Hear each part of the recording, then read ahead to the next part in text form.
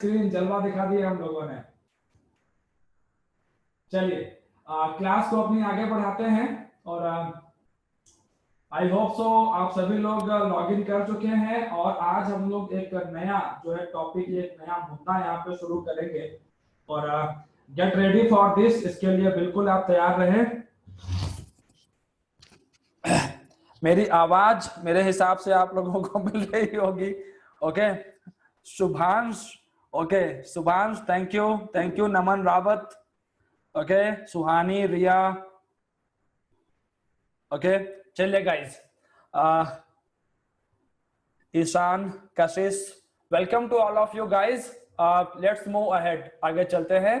And आज हम लोग आपके एग्जाम का एक बहुत अहम सेगमेंट लीगल रीजनिंग के साथ साथ एक ऐसा हिस्सा जिसको हम लोग ये कहते हैं, you can see on the screen, कि लीगल रीजनिंग जो है, लीगल रीजनिंग और जीके जर्नल नॉलेज, ये दोनों वो हिस्से हैं आपके एग्जाम के जो एकदम बराबरी पर उतरते हैं। और आज हम लोग इनकी पूरी चीर फाड़ करेंगे, पूरा पोस्टमार्टम कर देंगे इनका, और इसकी तैयारी कैसे करनी है और मैं आज क्या टॉपिक पढ़ाने वाला हूं वो सारी चीजें हम लोग डिस्कस करेंगे। So let's have a look on the screen. CLAT 2018, सबसे पहले क्लैट 2018 का एनालिसिस है। हिस्ट्री से 7 क्वेश्चंस, 2019 में 1 क्वेश्चन। ज्योग्राफी से 18 में 3 क्वेश्चन, 19 में 0। पॉलिटी से 2 क्वेश्चंस, बराबर रहा पॉलिटी यहां पर भी। इकोनॉमी से 4 क्वेश्चन, यहां पर 3 क्वेश्चन। जनरल साइंस से 4, यहां पर 0। And general awareness 30 question and here 44 questions.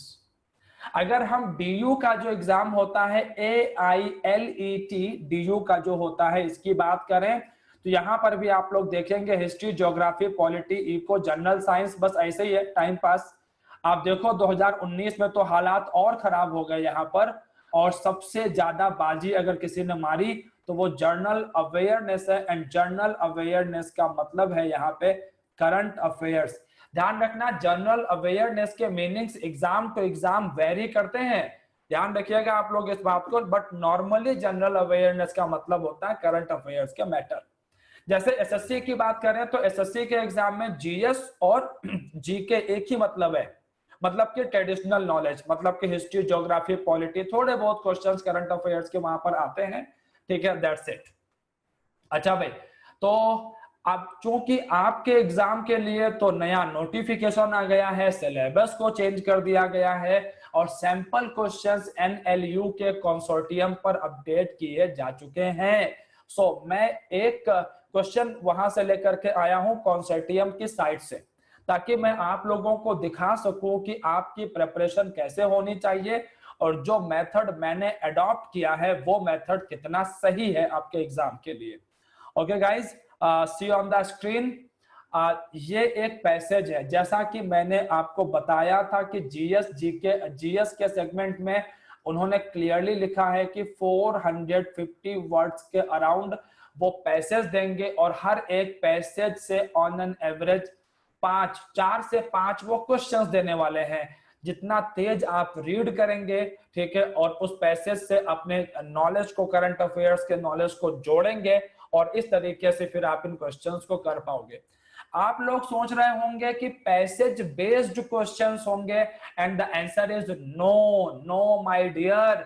आपको पूरा घटनाक्रम बताया जाएगा, ठीक है, पूरा इंसिडेंट बताया जाएगा जो कि आपके लिए चीजों को एक हद तक इजी कर देगा, लेकिन जो उसमें चीजें छिपी हुई होंगी उनके लिए आपको अलग से ही दिमाग लगाना पड़ेगा, ठीक है भाई। तो पहले आप लोग मुझे यहां तक ये बताओ कि प्रीवियस ईयर्स का एग्जामिनेशन करके आपको ये समझ में आ गया कि जर्नल जो नॉलेज है, जो जीके का सेगमेंट है, उसमें सबसे इंपॉर्टेंट पार्ट कौन सा है? करंट अफेयर्स का। पहले आप मुझे ये बताइए, करंट अफेयर्स की वैल्यू आपको समझ में आई? यहां से पहले आप ये बताइए, ठीक है। फिर उसके बाद अगर कोई डाउट है तो मैं वो डाउट क्लियर करता हूं एंड आफ्टर दैट मैं लेकर के चलता हूं आपको एक सैंपल क्वेश्चन के ऊपर में, और फिर मैं अपने टॉपिक को आगे बढ़ाता हूं जो आज का टॉपिक है। ठीक है भाई, ओके यहां तक अच्छा ठीक है। मैत्री, सुहानी, दे सेड दिस कि they are comfortable, Parineeta, okay ठीक है भाई, चलिए आगे चलते हैं।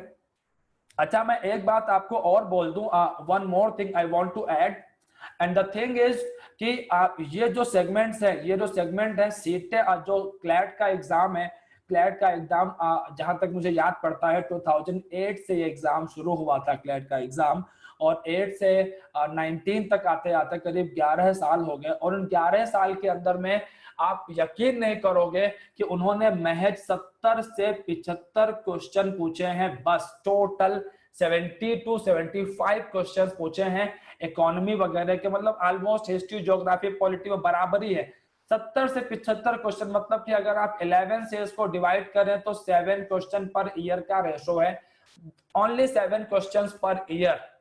ठीक है, सो ये अपने आप में इस बात को दिखाता है कि आप इस ये जो history, geography, polity, eco, general science के जो सेगमेंट है वो हम लोग डील करेंगे, निश्चित रूप से उनको देखेंगे। ठीक है, लेकिन हमारा ज्यादा फोकस जो रहने वाला है वो करंट अफेयर्स के ऊपर रहने वाला है, क्योंकि इस बार तो आपके एग्जाम का पैटर्न भी चेंज हो गया। ठीक है भाई, ओके चलिए भाई देखते हैं जरा एक डेमो देखते हैं, जरा सैंपल एक देखते हैं यहाँ पे। जरा इसको रीड करिए, जरा इस पैराग्राफ को आप लोग रीड करिए स्क्रीन पर, read this paragraph.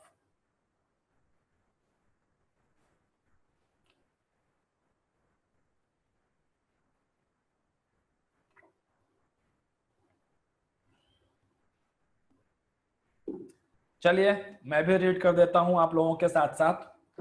The x mission is a highly complex mission which represents a significant technological leap compared to the previous missions of ISRO. It comprised an orbiter, lander and rover. कितनी चीजें थी इसमें? Orbiter, lander and rover, to explore the unexplored part of what पता नहीं, अच्छा Y लिख दिया है। The mission is designed to expand the lunar okay, मतलब कि चांद का मिशन था, क्लियर हो गया यहाँ से। Okay, knowledge through the detailed study of topography, seismology, mineral identification and distribution, surface chemical composition, thermophysical characteristics of topsoil and composition of the tenuous lunar atmosphere, leading to a new understanding of the origin and evolution of the moon. इतना तो समझ में आ गया है कि ये चंद्रयान की बात कर रहा है, लूनर मिशन की बात कर रहा है, ये बात तो क्लियर हो गई हम लोगों को। ठीक है भाई, after the injection of X, okay, a series of maneuvers were carried out to raise its orbit on August 14, 2019, following translunar insertion TLI. Okay, the spacecraft escaped from the orbiting the Earth and followed a path that took it to the vicinity of the Moon. Okay, Moon के पास चला गया। On August 20, 2019, X was successfully inserted into lunar orbit. Okay, उसकी orbit में भी आ गया। The orbiter placed in its intended orbit around the moon will enrich our understanding of the moon's evolution and mappings of the minerals, जो मैंने पीछे बताया था वही सारी चीजें हैं। सोर्स क्या है? इसरो की वेबसाइट है, और मैंने कहां से उठाया है? मैंने उठाया है NLU के कंसोर्टियम की वेबसाइट से। ठीक है भाई, अच्छा भाई पैराग्राफ देख लिया आप लोगों ने। अब आपने यहाँ पर देखा कि यहाँ पर देखो ये x लिखा, यहाँ पे x लिखा, यहाँ y लिख दिया है, यहाँ पर x है, यहाँ पर x है। ठीक है, कुछ और आगे भी है।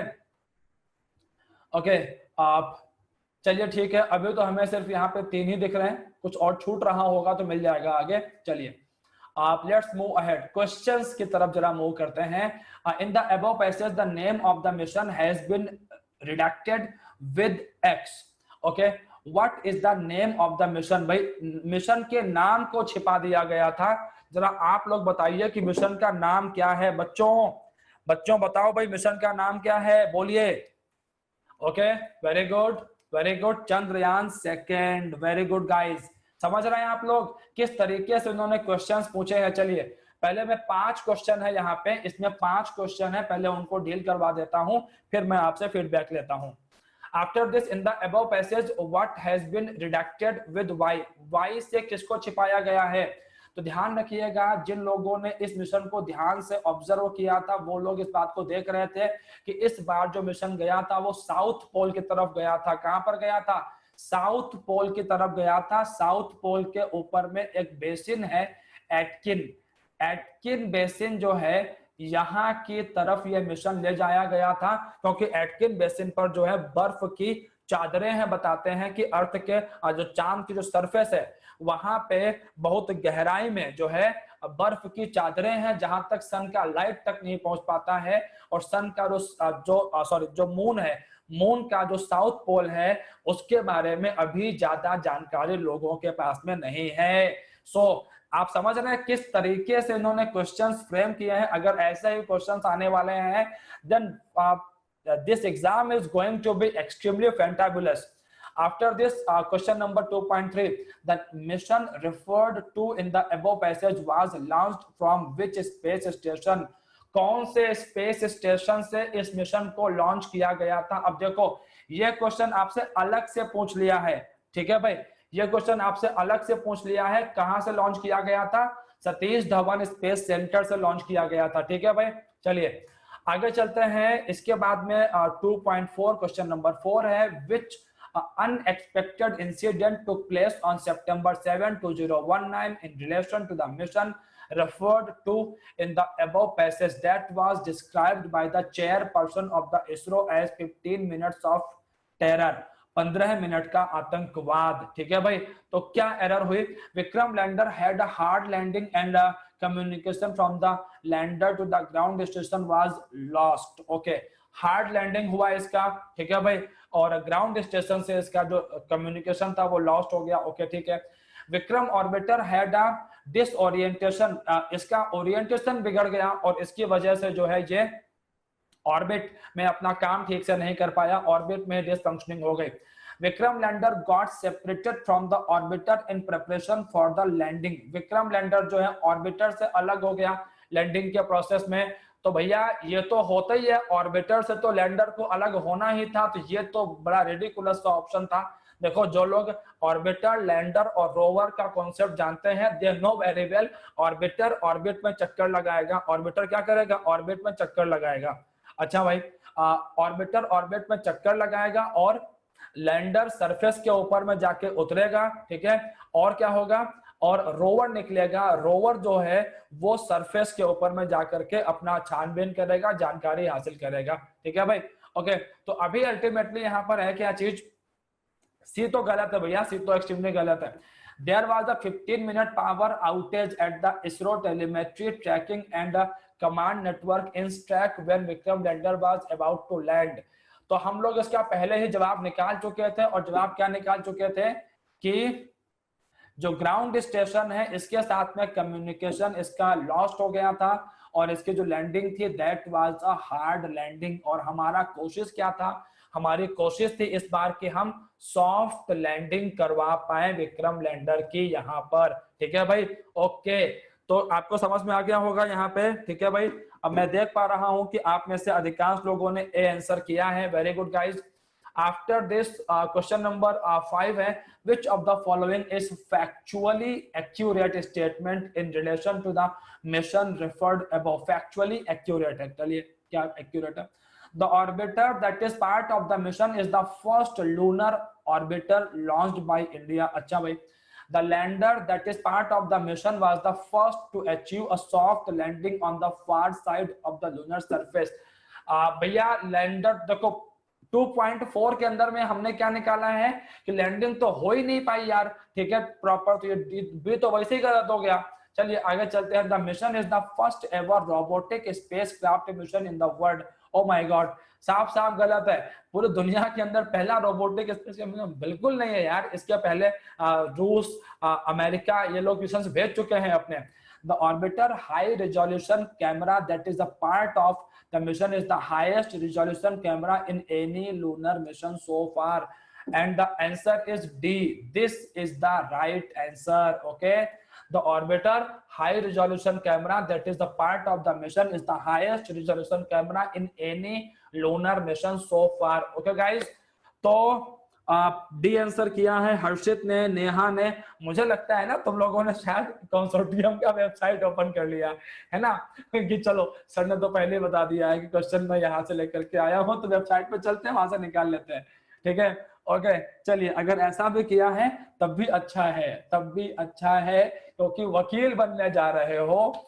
ठीक है भाई, एडवोकेट, प्रीमेरली तो हम लोग एडवोकेट से बोलते हैं, बाकी आप चाहे जज बने जा करके, ठीक है भाई, चाहे आप किसी और प्रोफेशन में जाएं, ठीक है, चाहे आप किसी मल्टीनेशनल कंपनी के अंदर में अपने सर्विसेज कैटर करें। एक बात मैं अगर आपको बताऊं तो नेशनल लॉ यूनिवर्सिटी के अंदर से जो लोग पास आउट होकर के निकलते हैं, बेसिकली उनके लिए ज्यादा स्कोप रहते हैं मल्टीनेशनल कंपनीज के अंदर में। लीगल एडवाइजर का जो एक काम होता है वो ज्यादा पॉपुलर काम माना जाता है, क्योंकि एनएलयूज के अंदर में एक माना जाता है कि एनएलयूज के अंदर में जो आपकी ट्रेनिंग होती है वो इस तरीके से होती है कि आप पूरे सिस्टम की बाल की खाल निकालने की दम रखते हैं। आ रही बात समझ में? प्रैक्टिकल एक्टिविटीज पर फोकस ज्यादा होता है, तो मल्टीनेशनल कंपनीज में जाने की संभावनाएं सबसे ज्यादा होती हैं आप लोगों की। ठीक है भाई, ओके, तो चलिए भाई, शुभांश बेटा सेंटर्स पढ़ेंगे तुम्हारे जो है एरिया के आसपास में, जो भी सेंटर्स पॉसिबल हैं वहां पर सेंटर्स होंगे, दैट्स इट, बात खत्म। ओके, तो चलिए अब आप लोग मुझे बताओ कि इस तरह के क्वेश्चंस आपके एग्जाम में आने वाले हैं जिनका सैंपल उन्होंने प्रोड्यूस किया है। इस तरह के करीब 2 या 3 सैंपल वेबसाइट पर मौजूद हैं। अगर इस तरह के क्वेश्चंस आएंगे तो क्या आप ट्रेडिशनल नॉलेज से इन क्वेश्चंस को कर पाएंगे? Let me know this point. क्या जो हिस्ट्री का, पॉलिटी का जो ट्रेडिशनल नॉलेज है, क्या आप उससे इन क्वेश्चंस को कर पाएंगे? ये बताइए पहले।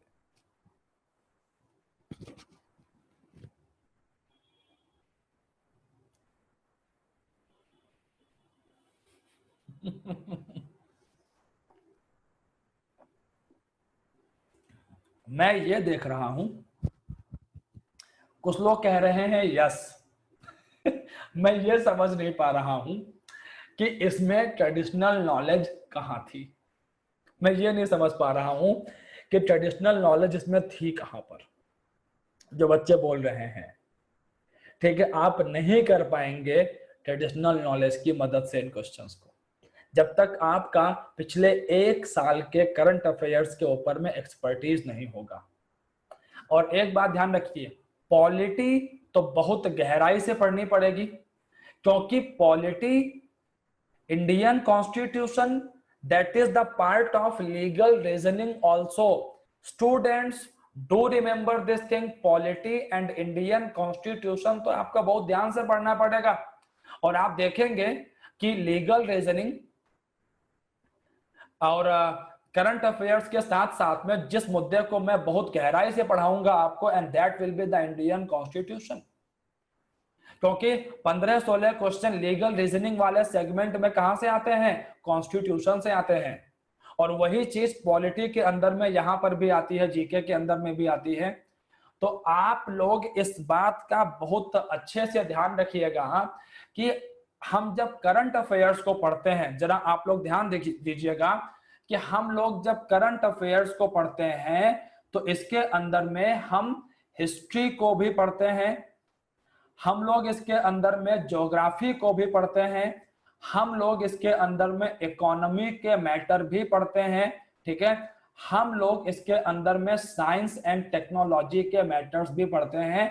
ध्यान रखिएगा इस बात को। तो आपके एग्जाम के अंदर में अगर आपने जिस तरीके से मैं आपको बता रहा हूं कि करंट अफेयर्स से आपको फिल्टर करनी पड़ेंगी चीजें, हिस्ट्री की, ज्योग्राफी की, इको की, साइंस एंड टेक्नोलॉजी की, आगे बात समझ में? अगर आप ये नहीं कर पाए तो आप एग्जाम के अंदर में आप निश्चित रूप से जो है अच्छा परफॉर्म नहीं कर पाएंगे। ठीक है भाई, ओके बेटा, साइंस एंड टेक के अंदर में कंप्यूटर अपने आप ही आ जाता है। सुभाष, साइंस एंड टेक बोला है मैंने, ठीक है भाई, ओके। तो चलिए मैं आप लोगों को लेकर के चलता हूं आज की क्लास की तरफ, और आज हम लोग जो मुद्दे डील करने वाले हैं, देखिए क्लैट के एग्जाम के अंदर में आपको ऑन एन एवरेज 8 मंथ से लेकर 12 मंथ का करंट अफेयर्स देखना पड़ता है। कितने महीने से कितने महीने का? 8 से 12 महीने का करंट अफेयर्स देखना पड़ता है। और सफलता क्लासेस के यूट्यूब चैनल पर जो क्लासेस चल रही हैं वो अप्रैल से चल रही हैं। और मैं अब आपके इस सेशन के अंदर में जुलाई 2019 से घटनाओं को कवर करना शुरू करूंगा, जो कि हम लोग फ्री प्रोवाइड नहीं करते हैं। वो स्पेसिफिकली जिन स्टूडेंट्स के एग्जाम की नीड होती है कि उनके एग्जाम में करंट अफेयर्स ही आना है, वहीं से जुड़े हुए मैटर्स आने हैं, तो हम उसको शुरू करेंगे यहाँ पर। ठीक है भाई, हम ट्रेडिशनल मुद्दे भी देखेंगे साथ में। ठीक है भाई, और अब मैं यहाँ से लगभग हर एक क्लास के अंदर में एक एक महीने का या एक दो क्लास के अंदर में एक एक महीने का करंट अफेयर्स देखता हुआ चलूंगा। पहले जुलाई, फिर अगस्त, फिर सितंबर, अक्टूबर, नवंबर, दिसंबर, जनवरी, फरवरी, मार्च, अप्रैल, इस तरीके से। ठीक है भाई, तो अब ये बताओ कि आपको स्ट्रेटेजी समझ में आ गई है? फटाफट रिप्लाई करो एक बारी कमेंट सेक्शन के अंदर में, और फिर मैं अपनी क्लास शुरू कर दूं। स्ट्रेटेजी समझ में आ गई है कि एग्जाम के हिसाब से हमें किस तरीके से काम करना है, कैसे हमें एक्ट करना है। ठीक है भाई, ठीक है, ओके, सबको क्लियर है? ठीक है, अच्छा, एक काम आप लोग और करेंगे कि मैं आपको जो पढ़ा रहा हूं इनकी पीडीएफ तो भेज दूंगा, लेकिन कोशिश करिएगा कि आप इस पीडीएफ की मदद से अपने लिए कुछ वन लाइनर नोट्स जरूर तैयार करें, तो उसमें थोड़ा सा आपको और आसानी रहेगी और आपके लिए हेल्प रहेगी। ठीक है गाइस, चलिए, मैं पीडीएफ तो भेजू दूंगा आपको, कोई दिक्कत नहीं है उसमें, there is no issue in that. आप चलिए, first question is on our screen, और पहला क्वेश्चन क्या है? Amendment to the RTI act. 2019 में इंडियन गवर्नमेंट ने आरटीआई एक्ट के अंदर में अमेंडमेंट करवाया। ठीक है, और अमेंडमेंट करवा के इन्होंने आरटीआई एक्ट को वीक कर दिया।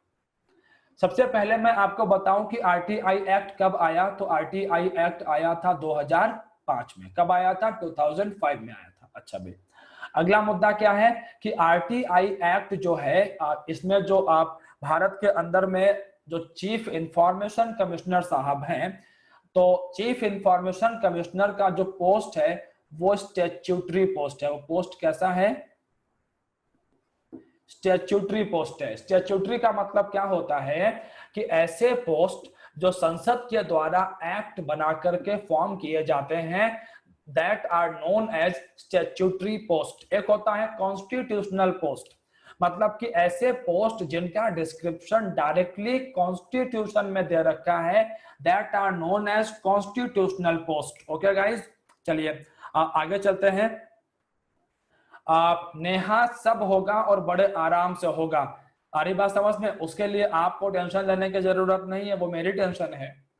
अच्छा भाई, amendments brought in the RTI act. RTI act में क्या बदलाव किए गए? Number 1, removal of fixed term. जो चीफ इंफॉर्मेशन कमिश्नर थे, ठीक है, इनके पास 5 साल का फिक्स टेन्योर था। ये ओल्ड हो चुका है, ये था, अगर आप पुरानी किताबें उठाएंगे तो वहां लिखा मिलेगा 5 साल का टेन्योर था इनके पास में। अच्छा भाई, इसके अलावा जो है इनका जो एमोलुमेंट्स वगैरह हैं, इनकी जो सैलरी वगैरह है, ठीक है, इसमें भी बदलाव किए गए हैं। एंड गवर्नमेंट का ये कहना है कि हम इनके टेन्योर को, हम इनकी सैलरी को बाद में डिसाइड करेंगे। अभी गवर्नमेंट ने इस रिगार्डिंग कोई नोटिफिकेशन पास नहीं किया है, बोला था कि हम करेंगे। आपके लिए क्वेश्चन क्या होगा कि सीआईसी का जो फिक्स टर्म है वो कितना था? And that was 5 years. ठीक है, ओके। अच्छा भाई, सीआईसी और आईसीएस को सैलरी मिलती थी, that was equivalent to chief election commissioner and election commissioners. मतलब कि जो चीफ इंफॉर्मेशन कमिश्नर का पोस्ट है वो किसके इक्विवेलेंट था? चीफ इंफॉर्मेशन कमिश्नर का पोस्ट इक्विवेलेंट था चीफ इलेक्शन कमिश्नर के। ठीक है भाई, ये दोनों पोस्ट इक्विवेलेंट तरीके से काम कर रहे थे। अभी सरकार ने इसको हटा दिया है कि नहीं, इनका पोस्ट नीचा है, इनका पोस्ट कॉन्स्टिट्यूशनल है। ठीक है भाई, ओके। अब सरकार ने ये कहा है, गवर्नमेंट का आप लॉजिक देखिए कितना वाहियात लॉजिक है गवर्नमेंट का। गवर्नमेंट का कहना है चूंकि जो इंफॉर्मेशन कमिश्नर हैं, ये जो वर्डिक्ट देते हैं, उन वर्डिक्ट के ऊपर में हाई कोर्ट में और सुप्रीम कोर्ट में जो है अपील की जा सकती है। क्योंकि हाई कोर्ट और सुप्रीम कोर्ट में अपील की जा सकती है, इसीलिए हाई कोर्ट और सुप्रीम कोर्ट क्या हुए, वो अपर हुए, और जो चीफ इंफॉर्मेशन कमिश्नर है उनका पोस्ट क्या हुआ, वो नीचा पोस्ट हुआ। इतना वाहियात लॉजिक है ना। अभी आप देखेंगे कि गवर्नमेंट की पोल कैसे खुलती है। आप जरा एक बात बताओ यार, राष्ट्रपति या प्रधानमंत्री, राष्ट्रपति कोई अध्यादेश जारी करते हैं, कोई ऑर्डिनेंस जारी करते हैं, तो उस ऑर्डिनेंस के ऊपर में भी तो डिबेट होती है सुप्रीम कोर्ट के अंदर में कई बारी। तो क्या राष्ट्रपति चीफ जस्टिस ऑफ इंडिया से नीचे हो गए? बताओ जरा, बताओ जरा, आप लोग बताओ मुझे कि अगर राष्ट्रपति महोदय जो ऑर्डिनेंस निकालते हैं, ठीक है भाई, उसके ऊपर भी तो डिबेट होती है, वो भी तो जाता है सुप्रीम कोर्ट के अंदर में कई बारी। प्रेसिडेंट ऑफ इंडिया की जो पार्डनिंग पावर है, क्षमा दान की जो शक्ति है, वो भी क्वेश्चन की जा सकती है सुप्रीम कोर्ट के अंदर में। तो क्या प्रेसिडेंट साहब का पोस्ट नीचा हो गया एंड सीजेआई का पोस्ट बड़ा हो गया? वाहियात लॉजिक है। इसका सीधा सा मतलब है जिस समय ये घटनाएं घटी थी उस समय जो है फैजान मुस्तफा साहब ने आर्टिकल लिखे थे। इसके अलावा गौरव भाटिया है, गौरव भाटिया एक यंग एडवोकेट है, द हिंदू में इनके आर्टिकल्स आते हैं, बड़ा शानदार लिखते हैं गौरव भाटिया साहब। इन सब लोगों ने सरकार की मंशा पे सवाल उठाए थे कि सरकार information right to information act को वीक कर रही है, ताकि सरकार जनता को जानकारी ना दे और एक ट्रांसपेरेंसी जो एक है वो ट्रांसपेरेंसी जो है वो खत्म हो जाए। ठीक है भाई, और ध्यान रखना इस बात को। कौन है भाई?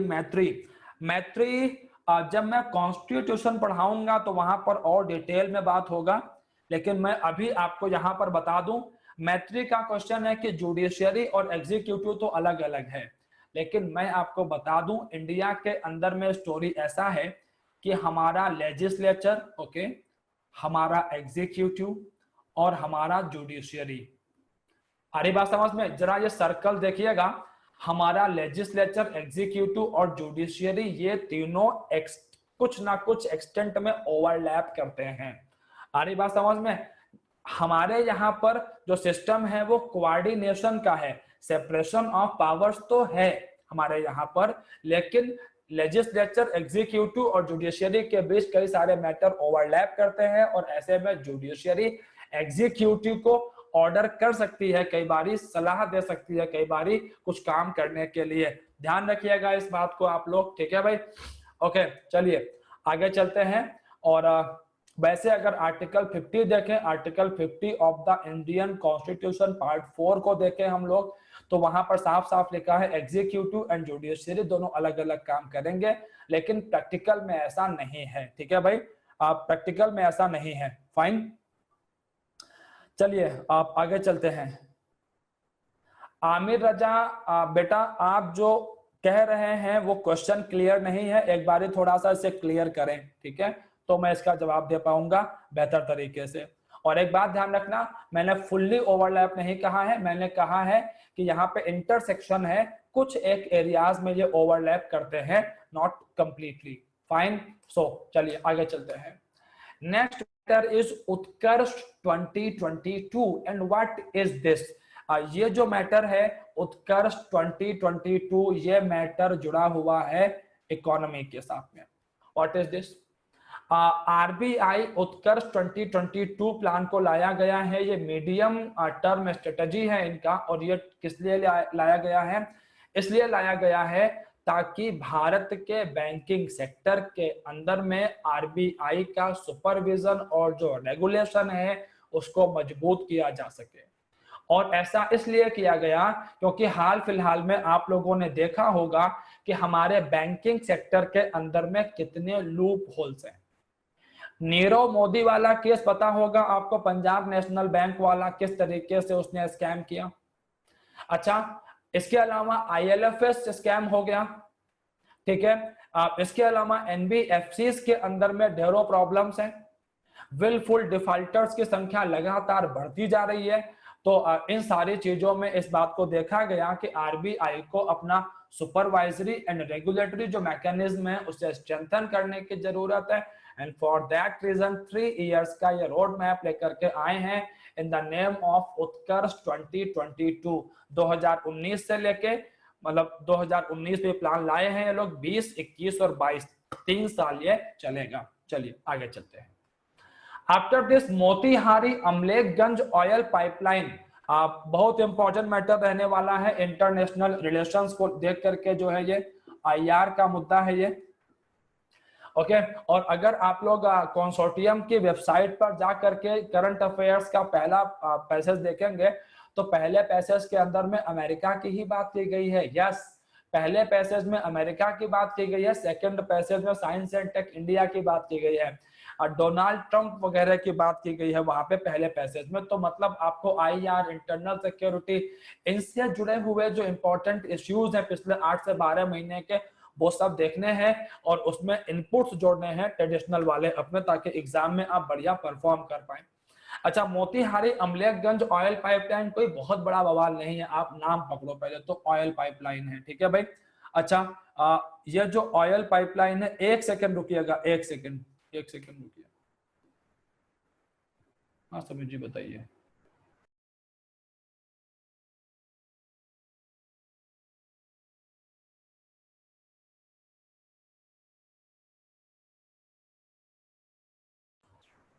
ओके चलिए आगे चलते हैं हम लोग। And Motihari Amlekhganj oil pipeline जो है, मोतीहारी इंडिया के अंदर में है। मोतीहारी कहां पर है?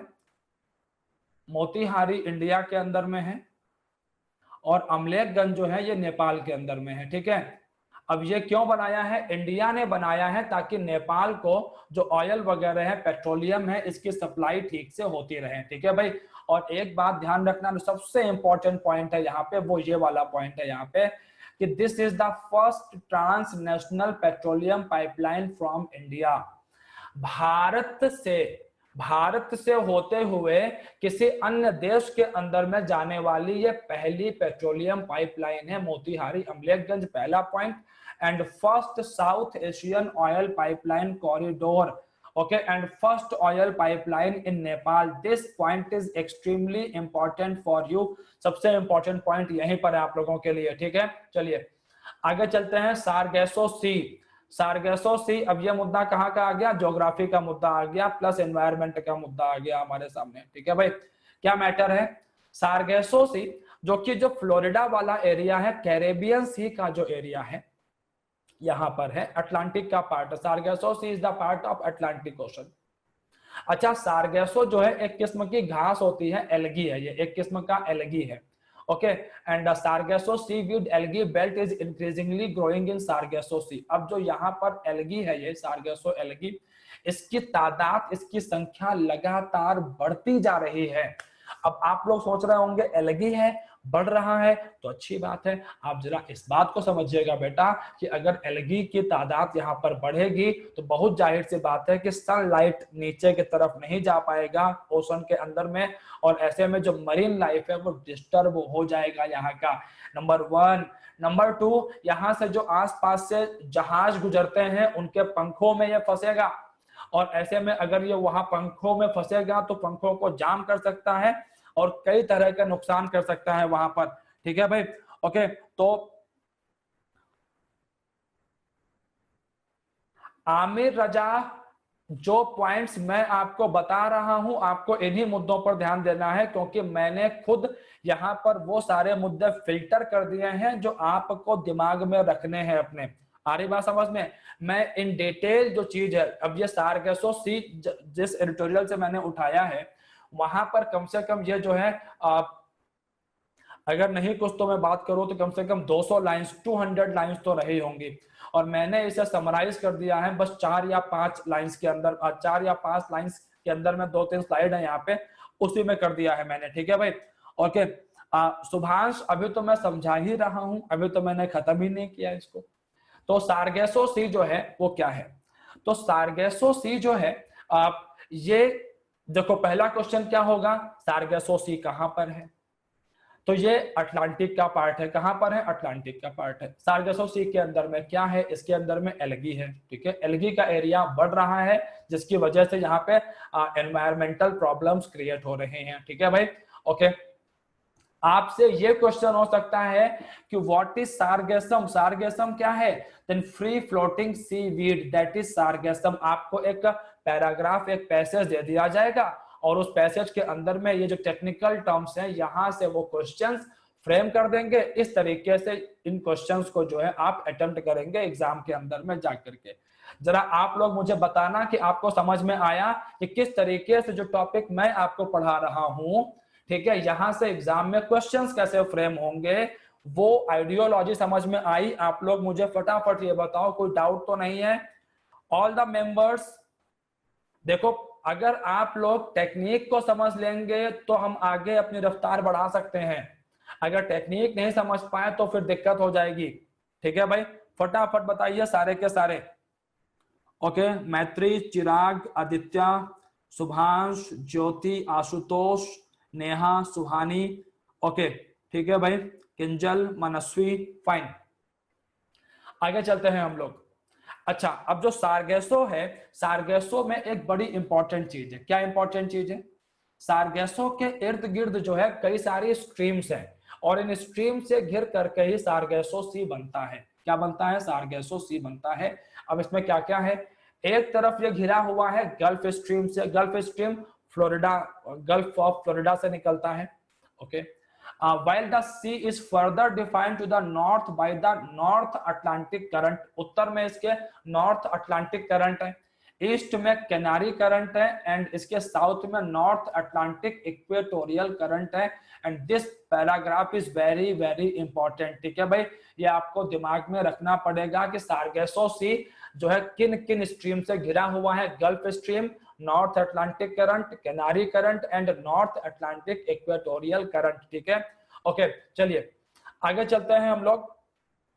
और एक बात मैं और बता दूं यहाँ पे गल्फ स्ट्रीम के बारे में, ये ज्योग्राफी का बड़ा अच्छा पॉइंट रहता है कि जो गल्फ स्ट्रीम है, guys see on the screen, जो गल्फ स्ट्रीम है यूरोप को विंटर्स में अगर कोई जो है स्ट्रीम गर्म रखती है, जिसकी वजह से यूरोप के जो बंदरगाह हैं वो सर्दियों में भी खुले रहते हैं, then that is the Gulf Stream। because of gulf stream का पानी गर्म होता है और ये पानी यूरोप की तरफ पहुंचता रहता है। एंड गल्फ स्ट्रीम को बिकॉज ऑफ दिस हम लोग कहते हैं blanket of Europe. Aditya Shekhar बेटा, करंट का मतलब यहाँ पर धारा से है, इसका मतलब यहाँ पर स्ट्रीम से है, okay. And see on the screen, gulf stream is known as blanket of Europe. क्या कहते हैं इसको हम लोग? This is known as blanket of Europe, fine, okay. चलिए, आदित्य समझ में आ गया होगा तो जवाब जरूर दीजिएगा। अगला question, and this is also very important point, और ये पॉइंट कहां से निकलता है? अगेन ज्योग्राफी से और एनवायरमेंट से निकलता है, ठीक है भाई। चलिए, क्या मुद्दा है? Amrabad tiger reserve, Telangana. Listen, Amrabad tiger reserve is very very sensitive area, very very sensitive area. अभी चर्चा में क्यों है? क्योंकि गवर्नमेंट ने कहा है कि यहां से आप यूरेनियम को एक्सप्लोरेशन कर सकते हैं, यूरेनियम को निकाल सकते हैं। This can be a question कि अमराबाद टाइगर रिजर्व का लोकेशन कहां पे है? This is in Telangana state, number 1। चर्चा में क्यों है? क्योंकि गवर्नमेंट ने कहा है कि यूरेनियम को एक्सप्लोर किया जा सकता है, यूरेनियम की खुदाई की जा सकती है। अब जरा समझना, ये बायोडाइवर्सिटी का एरिया है, आपकी स्क्रीन पर लिखा है टाइगर रिजर्व है। और अगर यहाँ पर इंडस्ट्रियल एक्टिविटीज होंगी तो आप बताओ यहाँ की बायोडाइवर्सिटी को नुकसान पहुंचेगा कि नहीं पहुंचेगा? फटाफट बोलो, बायोडाइवर्सिटी को नुकसान है कि नहीं? जल्दी जल्दी बताइए। जितना आप मुझसे कनेक्ट करके करंट अफेयर्स को पढ़ोगे उतना फायदे में रहोगे। अगर आपने मुझसे कम्युनिकेशन नहीं किया तो आपका नुकसान हो जाएगा बहुत बड़ा। हमारी बात समझ में? बिल्कुल नुकसान हो जाएगा। अब देखिए, यहाँ पर कौन कौन से मैटर इन्वॉल्व है, कौन कौन से मैटर इन्वॉल्व है? सी, ये जो अमराबाद टाइगर रिजर्व है, यहाँ पे नल्ला मल्ला हिल है। जी हाँ, नल्ला मल्ला हिल। इसी नल्ला मल्ला हिल के अंदर में, इसी नल्ला मल्ला हिल का एक एरिया है जहां पर इसरो जो है अपने जेट इंजन्स का परीक्षण करता है। और यह नल्ला मल्ला हिल्स कहां पर है? Mahabubnagar and Nalgonda district of Telangana. Nallamala hills जो है बायोडायवर्सिटी के लिहाज से बहुत इंपॉर्टेंट है। अच्छा भाई, इसके बाद अगला मुद्दा है यहाँ पे कि जो अमराबाद टाइगर रिजर्व है, ये भारत का बहुत इंपॉर्टेंट पॉइंट है, इंडिया का दूसरा सबसे बड़ा टाइगर रिजर्व है। अगर आप लोगों ने ध्यान दिया हो तो अभी जो पैसेज हम लोगों ने किया था, उस पैसेज के अंदर में आपसे कैसे उन्होंने एक डिफरेंट क्वेश्चन पूछ लिया था कि लॉन्चिंग कहां से की गई थी, ये बताइए। फिर उन्होंने कैमरा वाला क्वेश्चन पूछ लिया था आपसे कि इतना हाई रेजोल्यूशन कैमरा आज तक किसी भी लूनर मिशन में यूज नहीं किया गया। इसका मतलब क्या है? इसका मतलब है कि आपको जो मुद्दे पढ़ने हैं वो थॉरली पढ़ने हैं। सो इंडिया का ये सेकेंड लार्जेस्ट टाइगर रिजर्व है, और जो सबसे बड़ा टाइगर रिजर्व है वो कौन सा है? Nagarjuna Srisailam tiger reserve. और वो कहां पर है? That is in Andhra Pradesh. कहां पर है बेटा? वो है आंध्र प्रदेश में। वाइल्ड लाइफ की यहाँ पर बात करें तो यहाँ पे endangered species of mouse dear, एक किस्म का ये हिरन होता है। ध्यान रखना, आप सोच रहे होंगे कि माउस डियर ये क्या है? अरे होता हिरन ही है।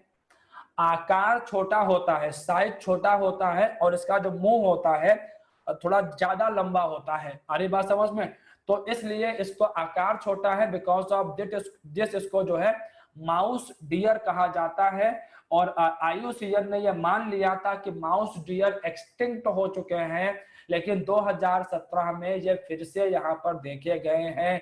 तो अब देखो, अगर यहाँ पे इंडस्ट्रियल एक्टिविटीज होंगी तो कितना नुकसान होगा यहाँ के बाघों को, यहाँ के हिरन को। इसके अलावा यहाँ पर एक जनजाति रहती है चेंचू, एंड चेंचू बहुत पॉपुलर है। चेंचू जो है इस एरिया के अंदर में जो बाघ रहते हैं, जो टाइगर रहते हैं, उनकी देखभाल करते हैं।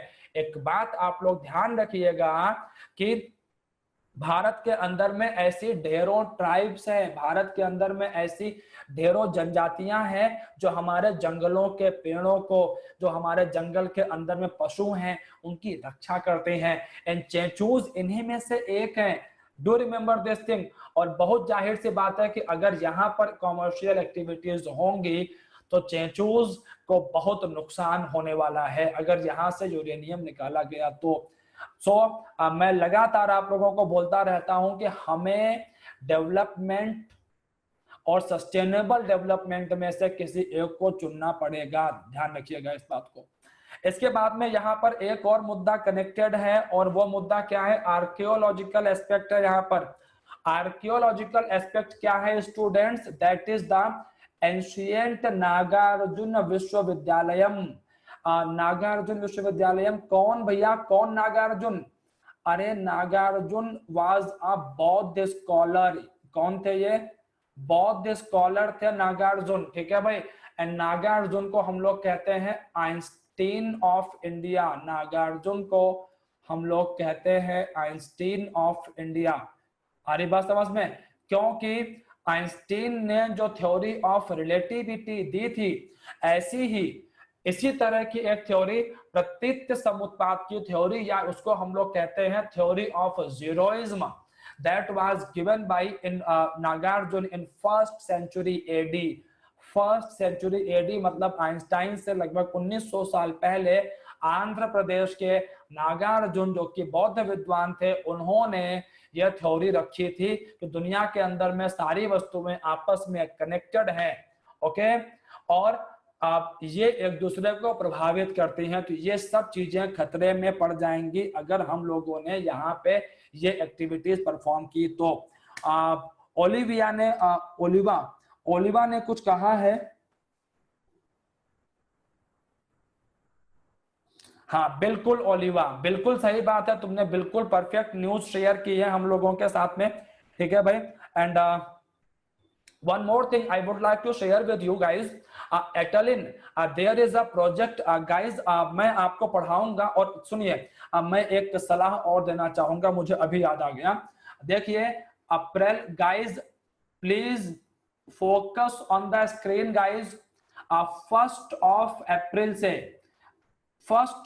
अप्रैल से करंट अफेयर्स की क्लासेस यूट्यूब पर पड़ी हैं। एंड अप्रैल एंड मई 2 महीने हो गए, इन 2 महीने का करंट अफेयर कहां पड़ा हुआ है? यूट्यूब पर पड़ा हुआ है। It's my humble request to all of you कि आप लोग वहां पर ये डेटा एक बारी जरूर देखें, क्योंकि वहां पर मैंने एटलिन प्रोजेक्ट की बात की है, मैंने ब्रू ट्राइब की बात की है वहां पर। एंड ब्रू ट्राइब बहुत इंपॉर्टेंट है हम लोगों के लिए, ठीक है भाई। सो आप लोग मेरी बात को फॉलो करेंगे कि नहीं करेंगे, पहले आप मुझे ये बताइए कि अप्रैल एंड मई का जो करंट अफेयर्स अवेलेबल है वेबसाइट के ऊपर में और यूट्यूब चैनल के ऊपर में, आप लोग वहां से देखने वाले हैं कि नहीं? उसको फटाफट रिप्लाई करिए मुझे।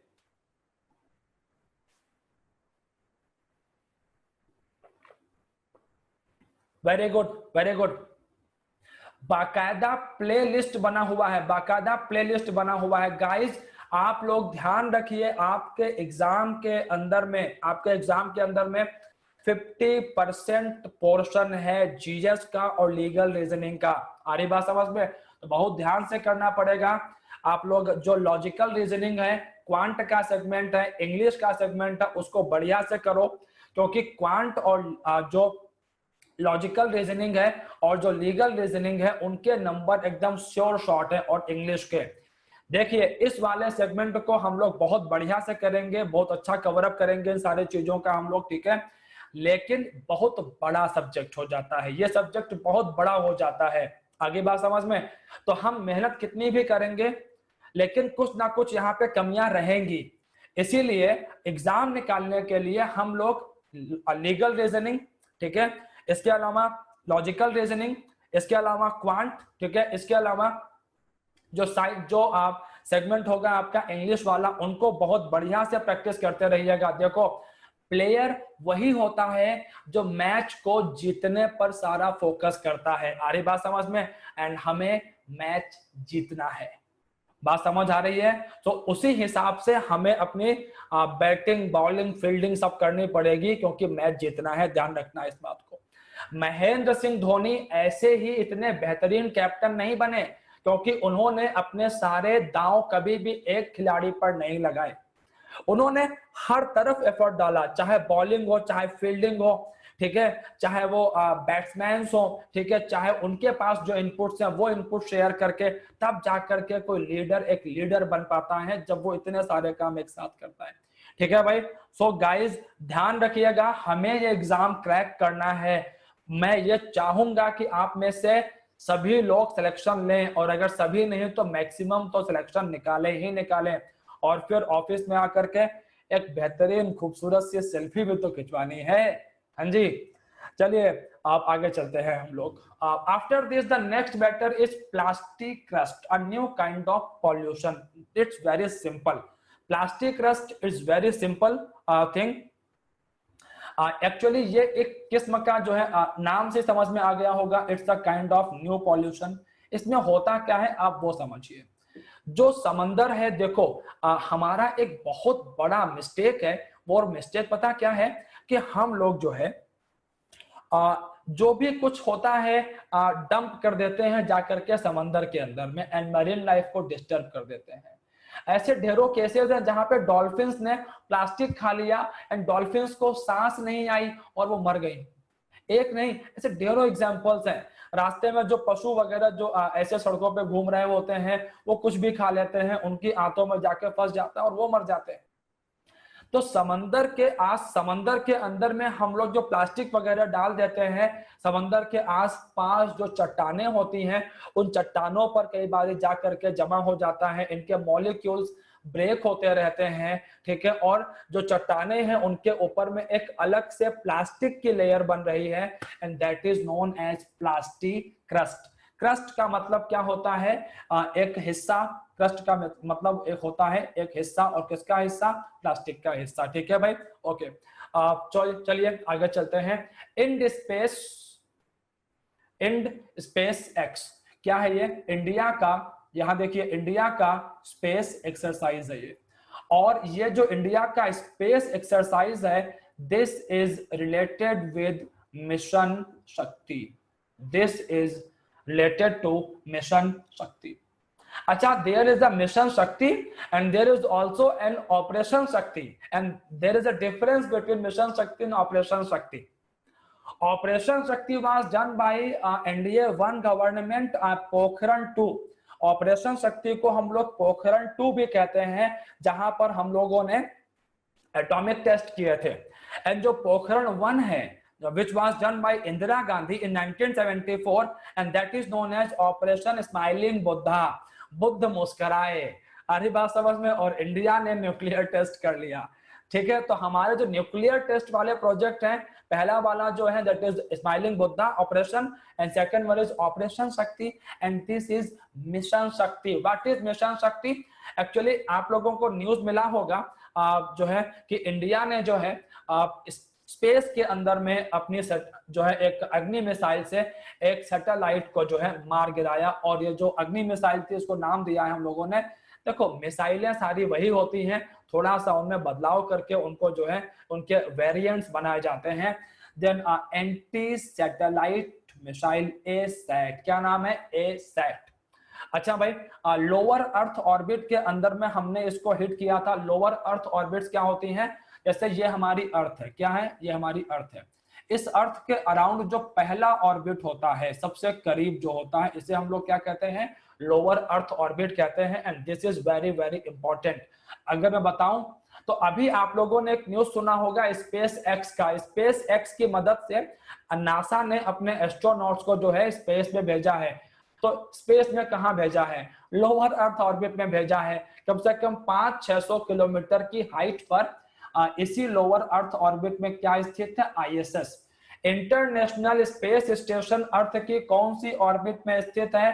Then that is the ISS, lower earth orbit के अंदर में आईएसएस स्थित है। अच्छा, हम लोग बात कर रहे थे इंड स्पेस एक्स की।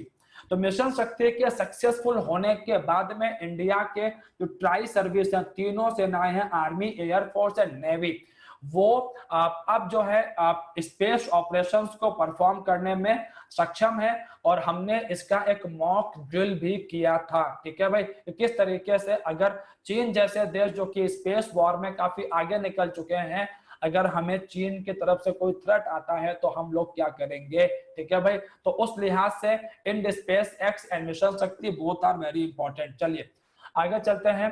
Role of cosmic rays in global warming. Guys, this is going to be very important issue, very very important issue environment के लिए। अगेन फ्रॉम द एनवायरमेंट, क्या है एक्चुअली व्हाट हैपेंड, कुछ issues, कुछ ऐसे evidences मिले हैं साइंटिस्ट को, वैज्ञानिकों को, कि जिसमें यह देखा गया कि स्पेस से जो कॉस्मिक रेज आती हैं, जो कॉस्मिक रेज आती हैं, वो दुनिया के अंदर में जो लो लेवल क्लाउड्स हैं, जो लो क्लाउड्स हैं, लो क्लाउड मतलब ट्रोपोस्फियर, मतलब कि अर्थ के सबसे निचले हिस्से में जो बादल बनते हैं ट्रोपोस्फियर पे, वो वाले बादल, ठीक है भाई। तो कॉस्मिक रेस के आने की वजह से लो क्लाउड्स का फॉर्मेशन क्या होता है? बढ़ जाता है। लो क्लाउड्स का फॉर्मेशन क्या होता है? बढ़ जाता है। अब देखना, यहीं पर आएगा ग्लोबल वार्मिंग का कॉन्सेप्ट। अभी ग्लोबल वार्मिंग के कॉन्सेप्ट में क्या होता है, जरा आप यहां देखिए। ये अर्थ है हमारी और ये है सूर्य देवता, ठीक। अब यहां से आती है सन रेज, ठीक है। अब सन रेज आती हैं अर्थ के एटमॉस्फेयर से होते हुए शॉर्ट वेव की फॉर्म में, शॉर्ट वेव की फॉर्म में वो आती हैं। लेकिन अर्थ से इनका रिफ्लेक्शन भी होता है। लेकिन अगर अर्थ के एटमॉस्फेयर के अंदर में ऐसी गैसेस हैं जो कि इन सनरेज को आने तो दे रही हैं, ध्यान रखना, आने तो दे रही हैं, जाने नहीं दे रही हैं, तो ऐसे में क्या होगा? जो अर्थ का टेम्परेचर है वो क्या होगा? बढ़ेगा। आ रही बात समझ में? और अर्थ का टेम्परेचर बढ़ेगा तो ग्लोबल वार्मिंग क्या होगी? बढ़ेगी। अब कॉस्मिक रेज की वजह से, कॉस्मिक रेज की वजह से अगर क्लाउड निचले लेवल पर ट्रोपोस्फियर में ज्यादा हो जाएंगे तो ये क्लाउड्स भी तो एक लेयर का काम करेंगे। हाँ जी बताइए, ये क्लाउड्स भी तो सन रेज, जो रिफ्लेक्शन है, जो रिफ्लेक्टेड सन रेज हैं, इनको जाने से रोकेंगे। बिल्कुल बिल्कुल सही बात है, ग्रीन हाउस इफेक्ट कहते हैं इसको हम लोग, ठीक है। और ग्रीन हाउस इफेक्ट का जो रिजल्ट है that is known as global warming. तो अभी यहां से है क्या चीज कि अब ये प्रॉब्लम जो है साइंटिस्ट लोगों ने ऑब्जर्व किया है और इसको उन्होंने नाम क्या दिया है, this is given name umbrella effect. इसको नाम क्या दिया गया है, इसको नाम दिया गया है अम्ब्रेला इफेक्ट। अच्छा भाई, तो अभी अल्टीमेटली यहां पर है क्या चीज, अब इसकी वजह से जो है ये क्यों हो रहा है, सॉरी ये क्यों हो रहा है, कॉस्मिक रेस की अर्थ के ऊपर में आने की संख्या क्यों बढ़ गई है। मैं एक इसमें ऐड ऑन करना चाहूंगा, अभी मई के महीने में एक इसमें डेवलपमेंट हुआ है। डेवलपमेंट ये हुआ है मई के महीने में कि जो अमेरिका का जो साउथ अमेरिका वाला जो पोर्शन है, ठीक है, और जो अफ्रीका का जो वेस्टर्न वाला पार्ट है, आप यूं समझो कि एक मिनट आप, मैं थोड़ा सा ना यहाँ बनाई देता हूं, आप ऐसे समझिए कुछ कि ये जो एकदम ये जो साउथ अमेरिका का पार्ट है और जो अफ्रीका का जो हिस्सा है, अफ्रीका का जो पार्ट है, ठीक है, वेस्टर्न पार्ट। अब जो यहाँ पे जो अटलांटिक का पार्ट है, इस एरिया के अंदर में मैग्नेटिक जो एक मैग्नेटिक लेयर है अर्थ का जो है, ठीक है भाई, वो लेयर कमजोर पड़ रहा है। मैग्नेटिक फील्ड जो है अर्थ का वो कमजोर पड़ रहा है इस एरिया के अंदर में, and this is going to prove very very dangerous, very very dangerous. जी हाँ, कैसे डेंजरस होगा, अगर यहाँ का मैग्नेटिक फील्ड वीक होगा तो बहुत जाहिर सी बात है कॉस्मिक रेस के आने की संख्या बढ़ जाएगी। जी हाँ, कॉस्मिक रेस बढ़ जाएंगे तो यहाँ के लोगों के अंदर में कई तरह के डिजीज बढ़ जाएंगे। और साइंटिस्ट लोगों का यह कहना है कि perhaps this is the starting of geomagnetic reversal और जियोमैग्नेटिक फ्लिप फ्लॉप। मतलब कि अर्थ के जो मैग्नेटिक नॉर्थ पोल है और साउथ पोल है उनके चेंज होने का ये प्रोसेस है, क्योंकि हमारे पास ऐसे एविडेंसेस हैं, साइबेरिया के अंदर में ऐसे एविडेंसेस हैं जो ये बताते हैं कि अर्थ के जो मैग्नेटिक नॉर्थ पोल और साउथ पोल हैं वो करीब हर 35,000 साल में, आफ्टर एवरी 35 ईयर्स, जो मैग्नेटिक पोल्स हैं अर्थ के वो रिवर्स हो जाते हैं, वो अपनी डायरेक्शन चेंज कर लेते हैं। और ऐसे एविडेंसेस हैं साइबेरिया के अंदर में हमारे पास में। तो इसका मतलब क्या है कि अगर ये घटना घटेगी तो अर्थ के क्लाइमेट के अंदर में निश्चित रूप से जबरदस्त बदलाव आने वाले हैं, और इन बदलावों का सामना हम लोग कैसे करेंगे ये एक समझने वाली बात है। ठीक है भाई, चलिए आगे चलते हैं भाई। तो अरे टेंशन मत लो, जब तक जियो शान से जियो ने तो मर जाएंगे और क्या ही होगा। टेंशन मत लो। कई बार पढ़ते पढ़ते ना, अभी कल ही मैं जब पढ़ रहा था कुछ चीजें तो मुझे लगा कि यार धरती को तो खत्म ही होना है। फिर मुझे लगा अरे छोड़ो फालतू की बातें हैं, जो होगा देखा जाएगा, अभी जो हो रहा है उसको देखते हैं। ठीक है भाई, ओके।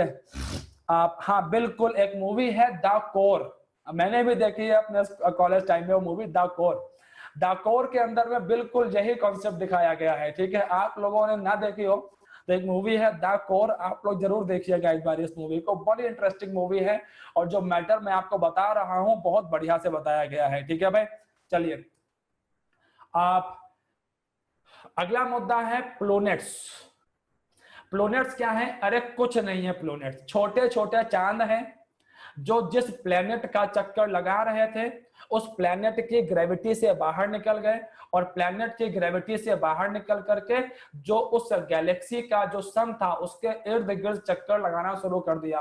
तो ये ऑर्फेंड मून्स है। प्लैनेट्स क्या है, दीज आर ऑर्फेंड मून्स, क्योंकि ये अपने प्लेनेट की ग्रेविटी से बाहर निकल गए और अपने जो इनका सोलर सिस्टम का जो सन है उसके परिक्रमा करनी शुरू कर दी। तो ऐसे चांदों को, ऐसे जो मून्स हैं उनको हम लोगों ने नाम क्या दिया है, प्लैनेट्स नाम दिया है।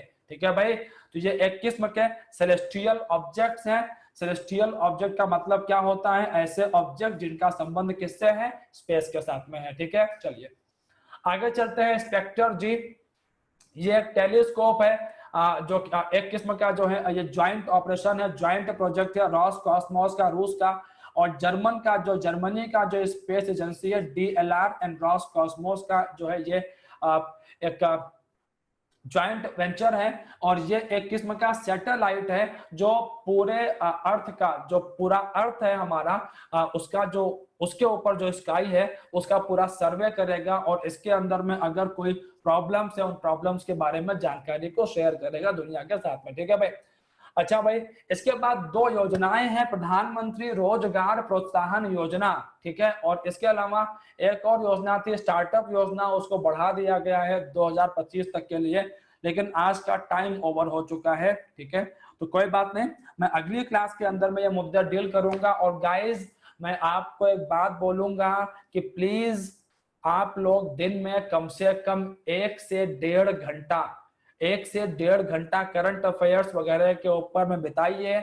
मैं आप लोगों को करीब 500 क्वेश्चंस का एक PDF भेजूंगा हिस्ट्री का, जो कि काफी ज्यादा है। 500 क्वेश्चंस जो है हिस्ट्री के करीब भेजूंगा। ठीक है भाई, तो उनको 1 लाइनर्स है वो, उनको एक बारी आप देखें थोड़ा बहुत। ठीक है, ओके, इससे अधिक की आपको करने की जरूरत नहीं रहेगी। ऐसे ही हम लोग स्टैटिक जीके के जो चीजें हैं उनको 1 लाइनर वे में कवर करेंगे, लेकिन ज्यादा फोकस कहाँ रखना है, करंट अफेयर्स के ऊपर में रखना है, जो कि मैं आपको लगातार यहाँ पर पढ़ाऊंगा। आगे बात समझ में। चलिए भाई, अपना बहुत ध्यान रखिए। बिल्कुल बेटा, मॉक टेस्ट होंगे, फॉर श्योर मॉक टेस्ट होंगे, एंड हमारी टीम वो तैयार कर रही है, और मॉक टेस्ट आपको देने पड़ेंगे, क्योंकि बिना मॉक टेस्ट दिए आप लोग इस एग्जाम को क्लियर तो नहीं कर सकते हैं। ये तो एकदम क्लियर है यहाँ से। ठीक है भाई। आमिर रजा बेटा, मैं नोट्स भेज दूंगा आपके यहाँ से। ठीक है, नोट्स मिल जाएंगे आपको, और जो मैंने कहा है कि मैं 1 लाइनर के PDFs भेजूंगा, उन PDF को आपको स्टडी करते रहना है। ठीक है, उनमें कोई चॉइस नहीं है आपके सामने, यू हैव सिंगल चॉइस कि लगातार आप प्रैक्टिस करें, दैट्स इट। ठीक है भाई, ओके, चलिए भाई, ओके, थैंक यू। आपकी कुछ क्वेरीज हैं तो मैं ऑडियो क्वेरीज ले लेता हूं आप लोगों की। अच्छा भाई, कोई क्वेरी नहीं है, there is no audio query, तो कोई दिक्कत नहीं है। आप लोग बढ़िया से रिवीजन कीजिए and take care of yourself. अपना बहुत ध्यान रखिए। Thank you guys, thank you.